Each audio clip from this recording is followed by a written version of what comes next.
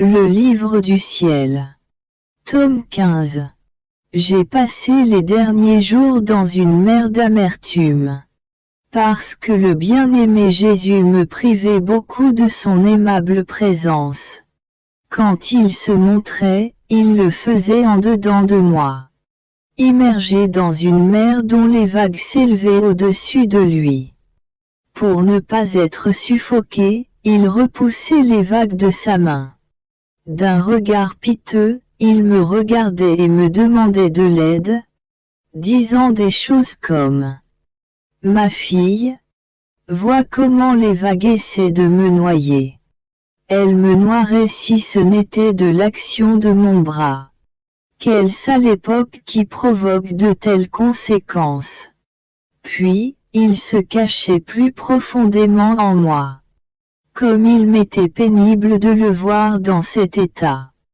Mon âme était déchirée. Oh! Comme j'aurais voulu subir le martyre si cela avait pu soulager mon doux Jésus. Ce matin, il me sembla qu'il ne pouvait en endurer davantage. Utilisant son pouvoir, il sortit de la mer remplie d'armements prêts à blesser et à tuer, dont la seule vue inspirait la terreur. Il pencha sa tête sur ma poitrine. Elle était pâle et tourmentée, quoique d'une beauté ravissante. Il me dit, ma bien-aimée, je ne peux continuer. Si la justice veut suivre son cours. Mon amour veut se répandre et suivre son propre chemin.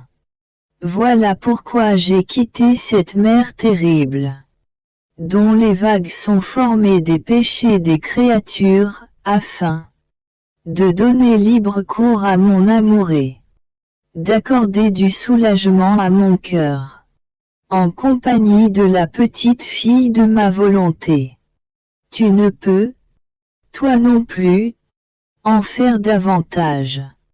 J'ai entendu tes gémissements de mort dans l'horrible mer, parce que tu étais privé de moi.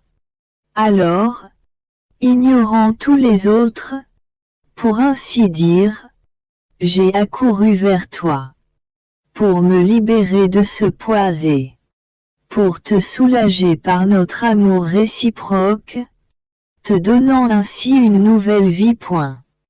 Pendant qu'il disait cela, il me pressa fortement contre lui et m'embrassa, plaçant sa main sur ma gorge.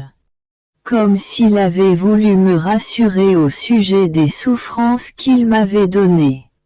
À cause des jours précédents, ma gorge était restée dans un état de quasi-suffocation. Mon Jésus était tout amour et il voulait que je lui rende les baisers, les caresses et les étreintes qu'il me donnait. Par la suite, j'ai compris qu'il voulait que j'entre dans l'immense mer de sa volonté pour être fortifié contre la mer des péchés des créatures. Le tenant fermement, je lui ai dit : Mon amour, avec toi je veux suivre tous les actes que ton humanité a réalisés dans la divine volonté. Ce que tu as accompli, je veux aussi le faire. Afin que, dans tous tes actes, tu puisses retrouver les miens. Dans ta suprême volonté, ton esprit traverse tous les esprits des créatures. Afin d'offrir d'une façon divine au Père céleste gloire, honneur et réparation pour chaque pensée mauvaise des créatures et pour sceller chacune avec la lumière et la grâce de ta volonté. Alors, moi aussi, je veux traverser chaque pensée des créatures, de la première à la dernière, afin de répéter ce que tu as fait. Et je veux en cela m'unir à notre Mère céleste, qui ne reste jamais en arrière et qui me garde avec toi. Je veux aussi m'unir à tes saints poings. Ensuite, Jésus me regarda, plein de tendresse, il me dit : Ma fille, dans mon éternelle volonté, Tu trouveras comme à l'intérieur d'un manteau tous mes actes et tous ceux de ma mère, qui comportaient les actes de toutes les créatures qui ont existé ou existeront. Dans ce manteau, il y a deux parties. L'une a été élevée au ciel et remise à mon Père pour lui rendre tout ce que les créatures lui doivent, tel l'amour, la gloire, la réparation et la satisfaction. L'autre est restée pour défendre et aider les créatures. Mes saints ont accompli ma volonté, mais n'y sont pas entrés. Pour participer à toutes mes réalisations et prendre avec eux tous les hommes, du premier au dernier, en les rendant acteurs, spectateurs et diviniseurs. Si on ne fait qu'accomplir ma volonté, on est inapte à répéter tout ce que fait mon éternelle volonté. Elle ne descend alors dans la créature que d'une façon limitée, dans la mesure où elle peut la contenir. Par contre, celui qui entre dans ma volonté participe à son éternel essor. Ses actes rejoignent les miens et ceux de ma mère. Regarde dans ma volonté. Y vois-tu ne fût-ce qu'un seul acte réalisé par une créature, autre que ma mère, qui se soit joint au mien en couvrant tous les actes accomplis sur la terre. Regarde bien, tu n'en trouveras aucun. Ce qui signifie que personne n'est entré dans ma volonté. Il a été réservé à ma petite fille d'ouvrir les portes de mon éternelle volonté, pour unir ses actes aux miens et à ceux de ma mère, et ainsi rendre tous nos actes en triple devant la majesté suprême, pour le bien des créatures. Les portes étant maintenant ouvertes, d'autres créatures peuvent y entrer, pourvu qu'elles soient disposées à un si grand bien point. En compagnie de Jésus, j'ai continué à voyager dans sa volonté, en refaisant tout ce qu'il a fait. Puis, nous avons regardé la terre. Que de choses abominables nous y avons vues. Comme nous avons été horrifiés par les préparatifs de guerre. Tremblante, je retournai dans mon corps. Jésus revint un peu plus tard et il continua de me parler de sa très sainte volonté en disant: Ma fille, ma volonté au ciel est celle du Père, du Fils et du Saint-Esprit. Elle est une. Quoique les trois personnes soient distinctes, leur volonté est une. Puisque c'est une seule volonté qui agit en nous. Elle constitue notre bonheur et notre égalité en amour, pouvoir, beauté, etc. Si, au lieu d'une volonté divine unique, il y en avait trois, nous ne saurions être heureux, encore moins rendre les autres heureux. De plus, nous serions inégaux en pouvoir, sagesse et sainteté, etc. Notre volonté unique est notre seul bien, duquel coulent des mers de bonheur. Voyant la grande valeur qui résulte de notre unité d'action dans la divine volonté. Notre volonté veut aussi agir en unité. Dans trois personnes distinctes sur la terre, la mère, le Fils et la fiancée. De ces trois personnes, d'autres mers de bonheur couleront, apportant un bien immense à tous les voyageurs. Abasourdi, je lui ai dit: Mon amour, qui sont la mère, le Fils et la fiancée. Ces trois heureuses personnes qui constituent une trinité sur la terre et en lesquelles ta volonté est une.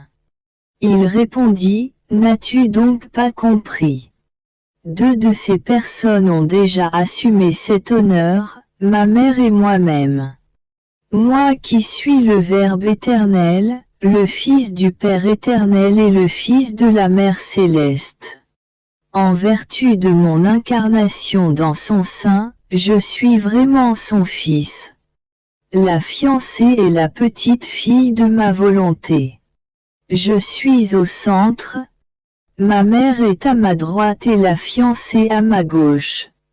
Quand ma volonté agit, elle fait écho vers la droite et vers la gauche, formant une unique volonté. J'ai déversé beaucoup de grâce en toi.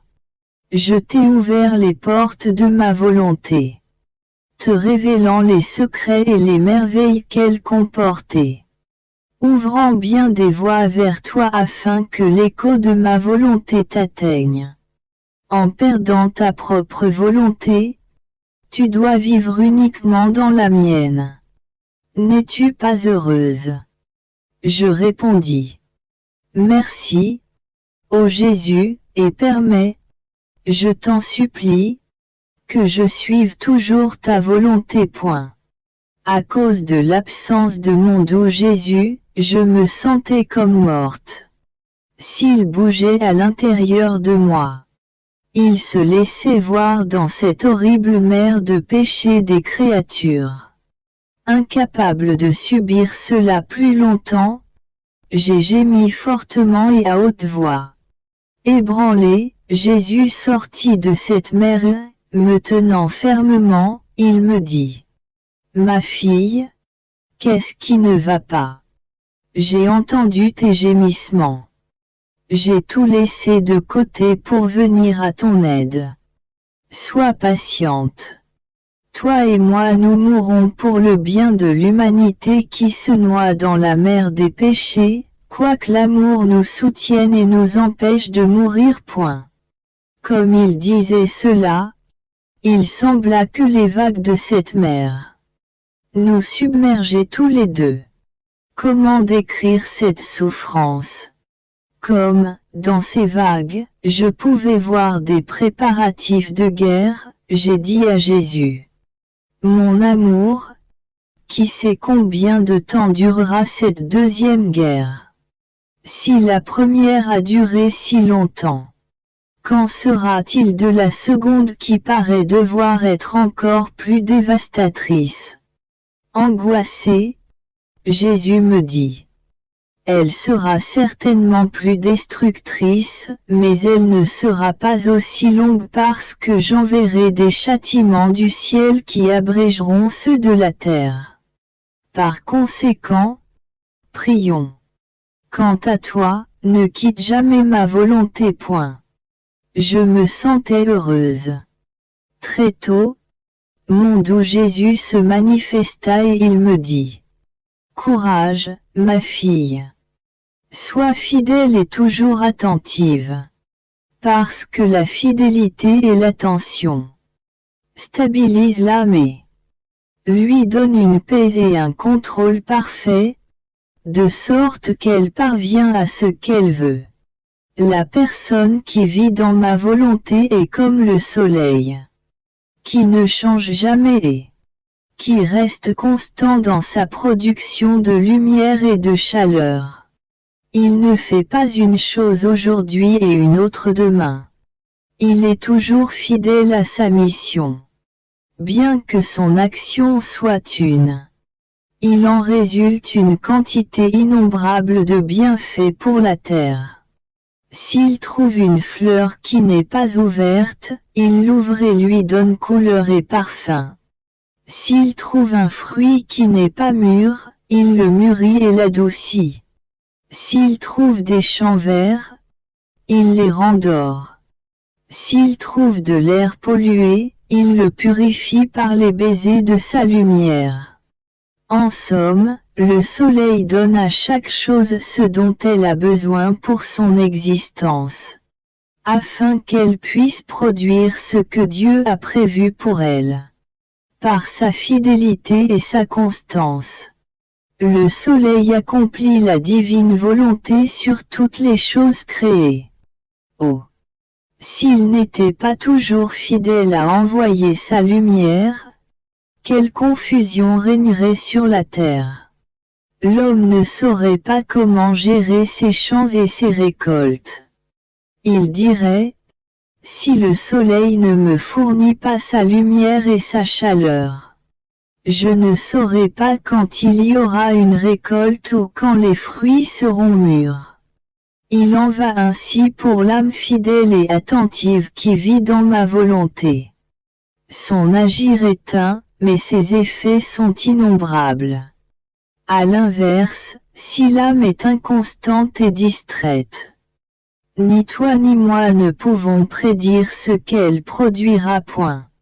Je faisais mon adoration habituelle devant le crucifix, m'abandonnant totalement à l'adorable volonté de mon cher Jésus. Pendant que je faisais ainsi, je l'ai senti s'avancer en moi. Il me dit, « Ma fille, vite, dépêche-toi, entre dans ma volonté et refais tout ce que mon humanité a fait dans la volonté suprême afin que tu puisses unir tes actes aux miens et à ceux de ma mère. » Il a été décrété que, si aucune autre créature, autre que Marie, n'entre dans l'éternelle volonté et ainsi rende nos actes en triple, la suprême volonté ne descendra pas sur la terre, pour y faire son chemin parmi les générations humaines. Elle veut un entourage d'actes triples pour se révéler. Dès lors, hâte-toi. Point. Jésus devint silencieux et je me suis senti comme lancé dans l'éternelle volonté. Je ne sais comment décrire ce qui m'est arrivé. Sauf que j'ai rejoint les actes de Jésus et y ai adjoint les miens. Plus tard, Jésus me dit, « Ma fille, comme elles sont nombreuses, les choses que mon humanité réalisa dans l'éternelle volonté. Pour que la rédemption soit parfaite et complète, mon humanité devait tuer en l'éternelle volonté.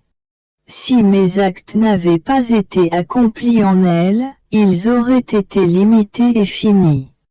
Dans l'éternelle volonté, toutefois, ils furent illimités et infinis et ils ont englobé toute la famille humaine, du premier homme au dernier. J'ai absorbé en moi toutes les sortes de souffrances. Toutes les créatures constituèrent ma croix. C'est ainsi qu'elle devint si grande. De la longueur de tous les siècles et de la largeur de toutes les générations humaines. Ce ne fut pas seulement la petite croix du calvaire où les Hébreux m'ont crucifié. Celle-là n'était qu'une image de la grande croix, sur laquelle la suprême volonté m'a crucifié. Toutes les créatures formaient ma croix. Bien qu'elle m'ait étendu sur cette croix et m'y ait crucifié, la divine volonté n'était pas seule à constituer ma croix, mais elle était aidée de tous ceux qui en font partie. Voilà pourquoi j'avais besoin de l'espace de l'éternité pour cette croix. La dimension de la terre n'aurait pas été suffisante pour la contenir. Oh! Comme les créatures vont m'aimer quand elles apprendront ce que, pour elles, mon humanité a accompli dans la divine volonté, et ce que j'ai souffert par amour pour elles. Ma croix n'était pas fabriquée de bois. Non, elle était faite d'âme. Je les ai sentis trembler dans la croix sur laquelle la divine volonté m'avait allongé. Je n'ai refusé personne. J'ai donné à chacune une place. Ce faisant, j'ai dû être allongé d'une manière si terrible et avec des douleurs si atroces, que, en comparaison, les peines de ma passion paraissent infimes.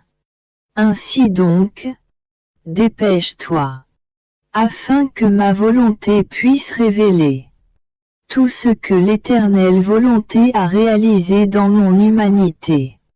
Cette connaissance fera naître tellement d'amour chez les créatures qu'elles s'y soumettront et la laisseront régner en elles.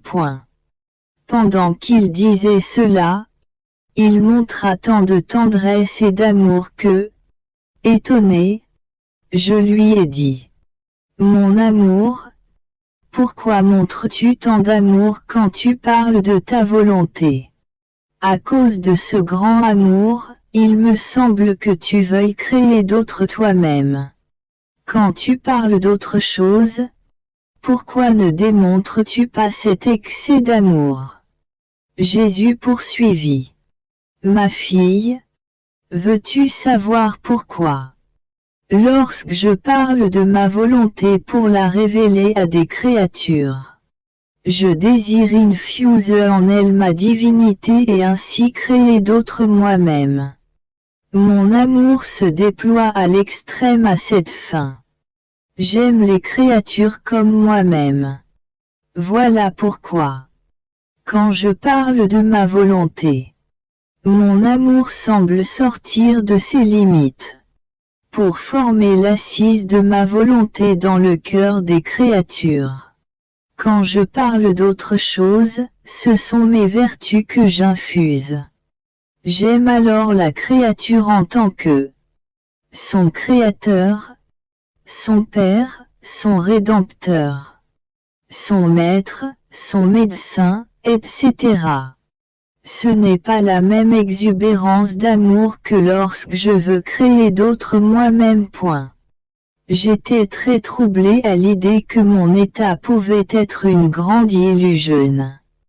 Cette pensée me dérangeait profondément et me donnait l'impression d'être pire que les personnes les plus perverses et même que les damnés. Une âme plus perverse que la mienne n'avait jamais existé. Ce qui me peinait le plus, c'était que j'étais incapable de me sortir de cette situation chimérique, même si je confessais mon péché et que j'aurais donné ma vie pour cela.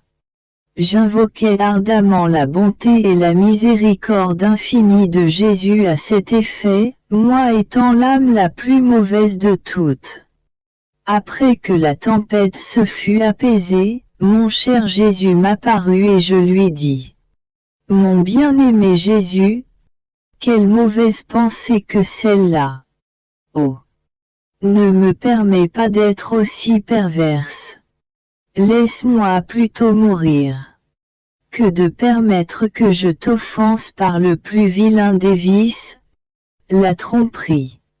Cela me terrorise, m'écrase, m'annihile.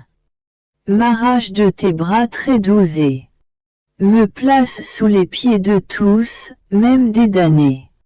Mon Jésus, tu me dis que tu m'aimes beaucoup. Et, pourtant, tu permets que mon âme soit arrachée de toi. Comment ton cœur peut-il résister à ma peine? Il me répondit: Ma fille, courage, ne désespère pas. Celui qui doit monter plus haut que tous doit descendre plus bas que tout. Il est dit de ma mère, la reine de tous, qu'elle était la plus humble de tous. Avec la connaissance qu'elle avait de Dieu son Créateur et dont elle était une créature, elle était humble à tel point que, dans la mesure de son humilité, nous l'avons élevée plus haut que toute autre créature. Il doit en être ainsi pour toi. Pour élever la petite fille de ma volonté au-dessus de tous, et pour lui donner la première place dans ma volonté, je dois l'humilier profondément, plus bas que tout. Plus elle sera humble, plus elle pourra être élevée et prendre sa place dans la divine volonté. Oh! Comme cela me réjouit quand je vois une créature qui doit être exaltée au-dessus de toutes, être plus basse que toutes. Je cours, je vole vers toi, pour te prendre dans mes bras et pour élargir tes frontières dans ma volonté. Aussi, je dispose tout à ton avantage. Pour l'accomplissement de mes espoirs les plus chers pour toi. Toutefois, je ne veux pas que nous perdions notre temps à penser à cela. Quand je te prends dans mes bras, mets tout de côté et suis ma volonté. Je me sentais mourir parce que j'étais séparé de mon doux Jésus. S'il venait, c'était le temps d'un éclair. Comme je fus incapable d'endurer cela plus longtemps, Jésus s'avança à l'intérieur de moi plein de compassion. Dès que je le vis, je lui ai dit: Mon amour, quelle souffrance!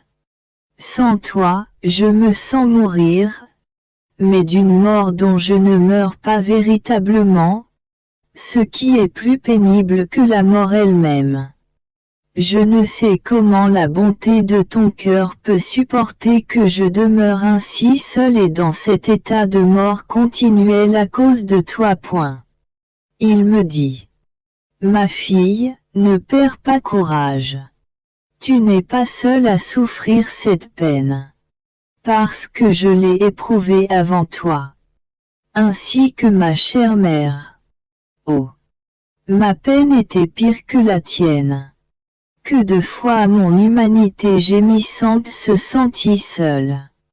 Comme si ma divinité l'avait abandonnée, même si elle lui était inséparable. La raison de cela était de créer en mon humanité une place pour l'expiation et pour la souffrance, ce qui n'était pas possible pour ma divinité. Oh! Comme j'ai senti âprement cette désolation. Néanmoins, cela était nécessaire. Tu dois savoir que lorsque ma divinité lança l'œuvre de la création, elle lança aussi toute la gloire, les bienfaits et le bonheur que chaque créature devait posséder, non seulement en cette vie mais dans la patrie céleste. La part prévue pour les âmes perdues resta en suspens puisqu'il n'y aurait personne à qui la donner. Parce que j'avais à tout compléter et tout absorber en moi. J'ai souffert la désolation que les damnés eux-mêmes éprouvent en enfer. Oh! Comme cette souffrance m'a été pénible. C'était une mort impitoyable. Cependant, tout cela était nécessaire. Puisque je devais absorber en moi tout ce qui est sorti de nous lors de la création, la gloire, les bienfaits, le bonheur. Pour ensuite en disposer à l'avantage de ceux qui en bénéficieraient. Il me fallait absorber toutes les souffrances et même la privation de ma divinité. Maintenant que tous les avantages de la création ont été absorbés en moi, et comme je suis la tête d'où proviennent tous les bienfaits, qui descendent sur toutes les générations, je cherche des âmes qui me ressemblent, par leurs souffrances et par leurs œuvres pour les faire participer à la grande gloire et au bonheur que porte mon humanité, puisque ce ne sont pas toutes les âmes qui veulent profiter de cela et qui sont vidées d'elles-mêmes et des choses de la terre, j'en cherche, avec lesquelles je puisse devenir intime et chez lesquelles je puisse créer la souffrance d'être privé de ma présence. L'âme qui souffrira cette désolation en viendra à acquérir la gloire que comporte mon humanité et que rejettent les autres. Si je n'avais pas été presque toujours avec toi, tu ne m'aurais ni connu ni aimé. Par la suite, tu n'aurais pas pu expérimenter la peine de cette désolation, puisque cela t'aurait été impossible. Il t'aurait manqué les fondements pour cette souffrance. Oh!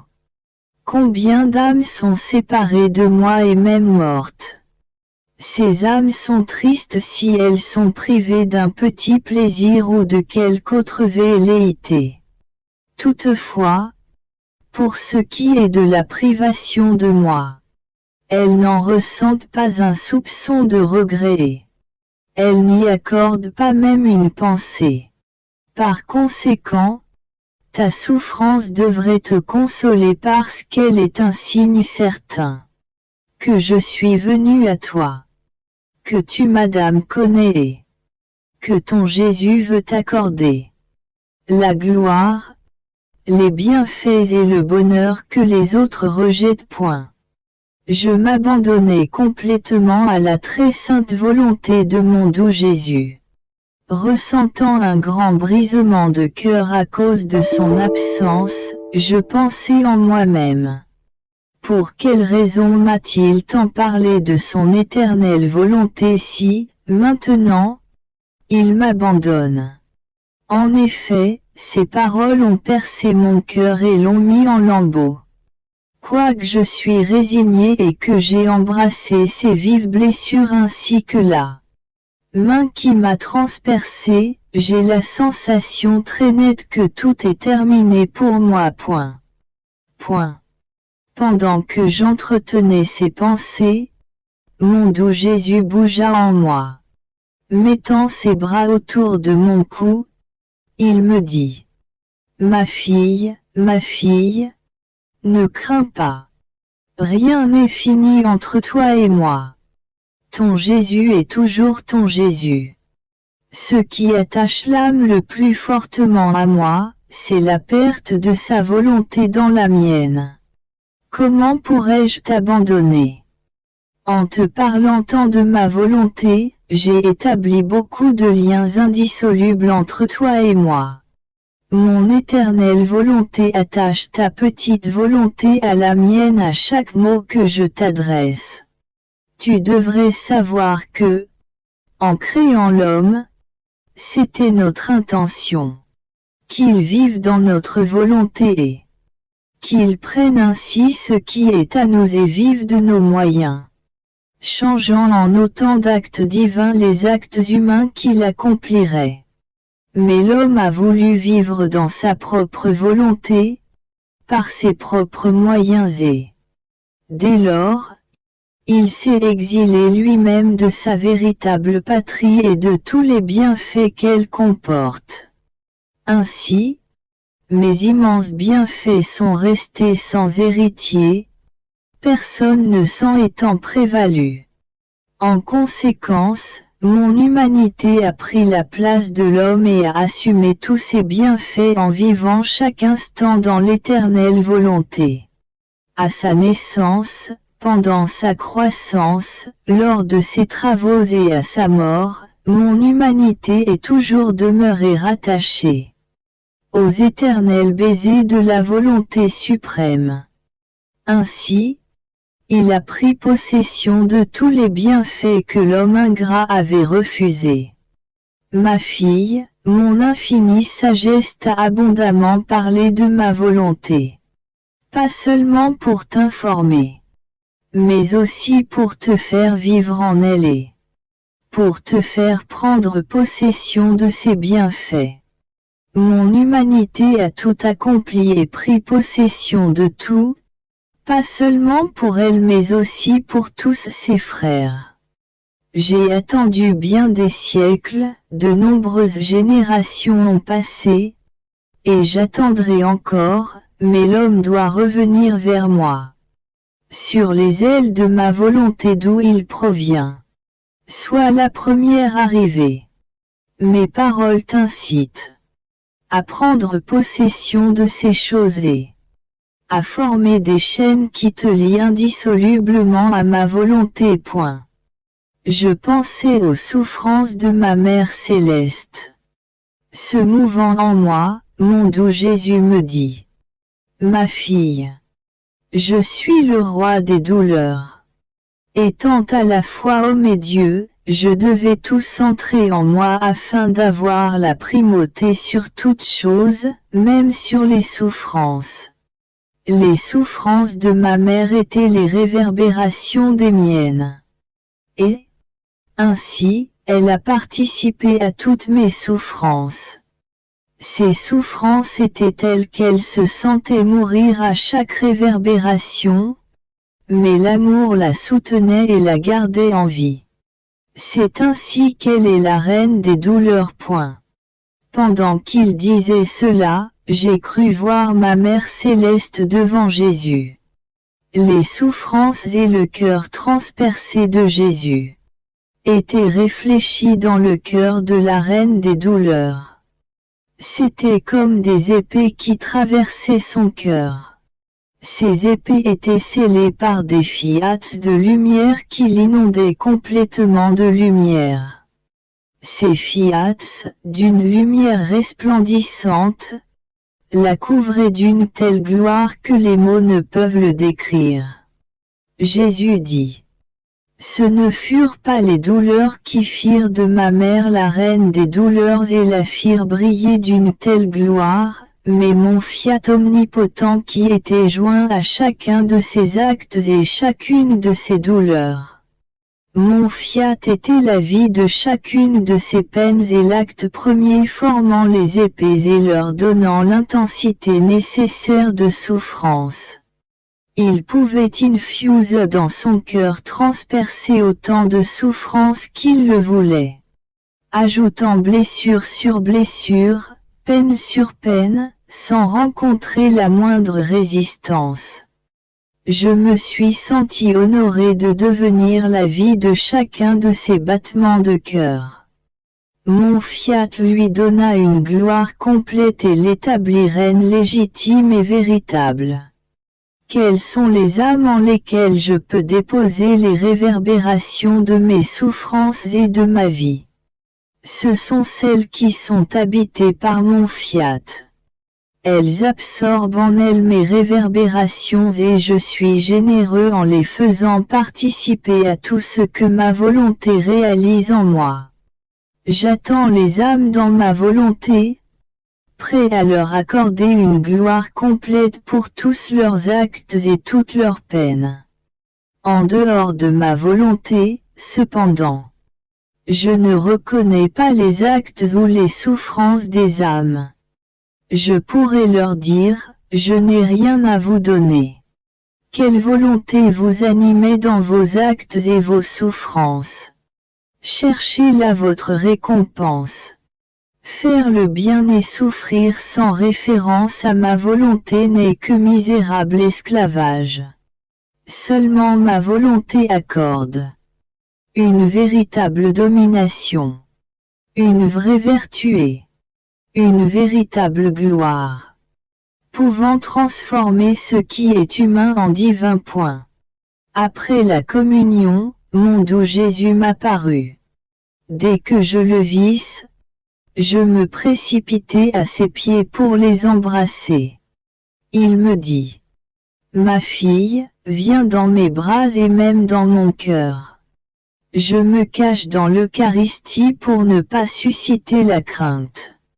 Ce sacrement me plonge dans l'abîme le plus profond de l'humiliation pour élever la créature jusqu'à moi, afin qu'elle devienne une avec moi. Que mon sang sacramentel coule dans ses veines. Que je devienne la vie de chacun des battements de son cœur, de chacune de ses pensées et de tout son être. Mon amour me consume et veut que la créature soit consumée dans ses flammes, afin qu'elle renaisse comme un autre moi-même. J'ai voulu me cacher dans l'Eucharistie, pour entrer dans la créature et pour procéder à cette transformation. Pour que cette transformation s'opère, toutefois, des dispositions appropriées de l'âme sont nécessaires. Lorsque j'instituai l'Eucharistie, mon amour, porté aux excès, a prévu des grâces, des bienfaits, des faveurs et de la lumière pour rendre l'homme digne de me recevoir. je puis dire que mon amour a prévu pour l'homme des avantages surpassant même les bienfaits de la création. J'ai voulu accorder à l'homme les grâces nécessaires pour qu'il puisse dignement me recevoir et profiter abondamment des fruits de ce sacrement. Mais, pour qu'il puisse recevoir ces grâces, il doit se vider de lui-même.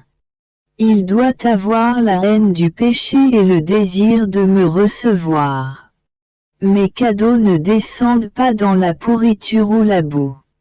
Si l'âme n'a pas les bonnes dispositions pour me recevoir, je ne trouve pas en elle l'espace vide où déverser ma vie. Tout se passe comme si j'étais mort pour elle et elle pour moi. Je brûle mais elle ne sent pas mes flammes. Je suis lumière mais elle reste aveugle. Hélas, que de douleurs je trouve dans ma vie sacramentelle. Un grand nombre d'âmes, manquant des dispositions requises, ne tirent aucun bénéfice de ce sacrement et finissent par me donner la nausée. Si elles persistent à me recevoir de cette façon, il en résulte pour moi une continuation du calvaire et pour elles la damnation éternelle. Si ce n'est pas l'amour qui les incite à me recevoir, c'est une insulte de plus qui m'assaillait, un péché de plus sur leur conscience. Prie et fais réparation pour les nombreux abus et sacrilèges commis dans ce sacrement. J'étais dans mon état habituel quand mon cher Jésus se manifesta dans un aspect particulièrement aimable et majestueux. Il était tout empreint de lumière qui, particulièrement, brillait dans ses yeux et irradiait de sa bouche. À chacun de ses mouvements, de ses paroles, de ses battements de cœur et de ses pas, son humanité était inondée de lumière. Comme j'étais captivé par ce que je voyais, il me regarda et il me dit: Ma fille, à ma résurrection, mon humanité fut investie d'une grande lumière et d'une grande gloire. Parce que, au cours de ma vie sur cette terre, tous mes actes, mes respirations, mes regards et mes paroles étaient imprégnés de la volonté suprême. Pendant que je réalisais tout en elle, elle préparait la gloire et la lumière pour ma résurrection. Puisque je contiens en moi la mer immense de la lumière de ma volonté, il n'est pas surprenant que si je regarde, parle ou bouge, une grande lumière irradie de moi, se communiquant à tous. Je veux t'enchaîner avec cette lumière, te vaincre et s'émer en toi autant de graines de résurrection que d'actes que tu accomplis dans ma volonté. C'est uniquement ma volonté qui élève à la gloire le corps et l'âme. Elle y sème la grâce, la plus haute sainteté, la résurrection et la gloire. Dans la mesure où l'âme réalise ses actes dans ma volonté, elle acquiert la lumière divine. Car, par nature, ma volonté est lumière et l'âme qui vit en elle acquiert l'habileté de transformer ses pensées, ses paroles, ses travaux et tout ce qu'elle fait en lumière. Par la suite, je dis à mon doux Jésus: Laisse-moi prier dans ta volonté afin que, étant multipliées en elle, mes paroles infusent dans toutes les paroles des créatures des accents de prière, de louange, de bénédiction, d'amour et de réparation. Je désire que, en étant élevé entre le ciel et la terre, ma voix absorbe toutes les voix humaines, afin de te les présenter en hommage et pour ta gloire sous la forme que tu désires pour chacune des paroles de tes créatures. Pendant que je disais cela, Mon cher Jésus mit sa bouche près de la mienne. Par son haleine, absorba ma respiration et ma voix dans la sienne. Les mettant dans sa volonté, il s'empara de chaque parole et de chaque voix humaine en les transformant de la façon que j'ai dit. Puis, il récita l'office devant Dieu au nom de tous avec toutes les voix humaines. J'étais très étonné, me souvenant que Jésus ne me parlait plus aussi souvent sur sa volonté. Je lui dis, dis-moi, mon amour, pourquoi ne me parles-tu plus aussi souvent de ta volonté? Peut-être que je n'ai pas été suffisamment attentive à tes leçons ou fidèle à les mettre en pratique. Il me répondit. Ma fille, dans ma volonté, il manque les actions humaines accomplies divinement. Cet espace libre doit être rempli par ceux qui vivent dans ma volonté. Plus tu t'appliqueras à vivre dans ma volonté et à la faire connaître aux autres, plus tôt ce vide sera comblé. Alors, voyant la volonté humaine bouger en elle comme si elle revenait à sa source, ma volonté sera satisfaite et ses ardents désirs comblés. Il pourra se trouver peu de ces volontés humaines, mais même si je n'en trouvais qu'une, ma volonté, avec sa puissance, serait capable de tout récupérer.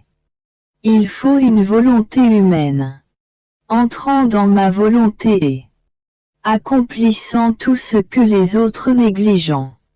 Cela sera si acceptable pour moi que les cieux se déchireront, afin de laisser descendre ma volonté sur la terre, pour y révéler ses bienfaits et ses merveilles. Chaque nouvel acte que tu fais dans ma volonté me stimule à t'accorder une connaissance supplémentaire et à te parler d'autres merveilles. Parce que je veux que tu connaisses le bien que tu fais, que tu l'apprécies et que tu désires de plus en plus posséder ma volonté. Quand je vois que tu l'aimes et que tu reconnais sa valeur, je t'en donne la possession. La connaissance est l'œil de l'âme. L'âme sans la connaissance est aveugle concernant ses bienfaits et ses vérités. Dans ma volonté, il n'y a pas d'âme aveugle. Plutôt, chaque nouvelle acquisition de connaissance lui apporte une vision plus grande. Entre souvent dans ma volonté et élargis tes horizons en elle. Par la suite, je reviendrai pour t'en dire davantage à son sujet. Pendant qu'il disait cela, nous sommes allés tous les deux autour du monde. Mais, oh, que c'était effrayant! Beaucoup voulaient blesser mon bien-aimé Jésus, certains avec des couteaux et d'autres avec des épées. Parmi ceux-là, se trouvaient des évêques, des prêtres et des religieux qui le blessaient au cœur avec une violence terrifiante. Oh! Comme il souffrait! Il se lança dans mes bras pour que je le protège. Je le serrai contre moi et le suppliai de me faire participer à ses souffrances. Il m'a satisfait en perçant mon cœur si violemment que je me suis senti blessé sévèrement toute la journée. Et il revint à plusieurs reprises me frapper de nouveau. Le matin suivant, j'étais encore très souffrante. Jésus revint et me dit, « Laisse-moi voir ton cœur. » Pendant qu'il le regardait, il me demanda, « Veux-tu que je te guérisse et te soulage de ta souffrance ?» Je lui répondis, « Mon amour, pourquoi veux-tu me guérir? Ne suis-je pas digne de souffrir pour toi? Ton cœur est complètement blessé et le mien, en comparaison, n'est presque pas touché. À la place, si tu le veux, donne-moi plus de souffrance. » Me pressant contre lui, il continua de percer mon cœur, ce qui me causa une plus grande douleur. Ensuite, il me quitta. Que tout soit pour sa gloire.